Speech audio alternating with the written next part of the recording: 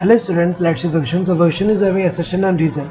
We have to select the correct option regarding this assertion and reason, whether these are correct or not. Assertion is maize has an endospermic seed. ये तो सही दिया हुआ है, क्योंकि अगर हम देखें यहाँ पे तो एंडोस्पर्म की अगर हम बात करें तो एंडोस्पर्म क्या होता है, जैसे कि यहाँ पे एक सीड है, सीड के अंदर अगर हम देखें ये जो है एम्ब्रियो है, ये क्या है एम्ब्रियो, और यहाँ पे जो है जो एंडोस्पर्म होगा तो एंडोस्पर्म जो है वो क्या प्रोवाइड कर रहा है, ये न्यूट्रिशन प्रोवाइड कर रहा है एम्ब्रियोनल डेवलपमेंट के लिए। तो अगर हम देखें तो जब यहाँ पे एम्ब्रियो का डेवलपमेंट होगा तो मैच्योर सीड में अगर हम देखें, मैच्योर सीड में ऑन द बेसिस ऑफ जो मैच्योर सीड में एंडोस्पर्म प्रेजेंट है या फिर पूरा यूटिलाइज हो गया खत्म हो गया एब्सेंट है, वो जो है दो टाइप के हो सकते हैं। सीड में अगर हम देखें मैच्योर सीड में अगर एंडोस्पर्म प्रेजेंट है तो वो कैसा होगा, endospermic seed, endospermic seed. And अगर एब्सेंट है तो non endospermic, non endospermic seed. तो अगर हम देखें यहाँ पे एंडोस्पर्मिक सीड की अगर हम बात करें तो मैच्योर सीड में एंडोस्पर्म प्रेजेंट है, और ऐसा टाइप का जो है किसमें देखने को मिलता है, जो मोस्ट ऑफ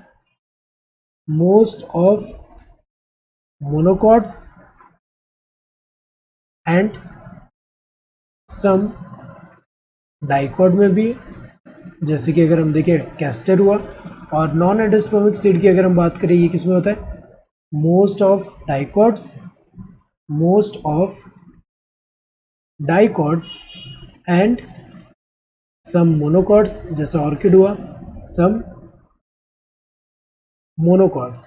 तो अगर हम देखें यहाँ पे ये तो सही दिया हुआ है, मेज हमें पता है कि मोनोकॉट है, तो ये क्या है एंडोस्पर्मिक सीड होगा, इसका सही है। रीजन क्या है, endosperm is completely utilised by growing embryo.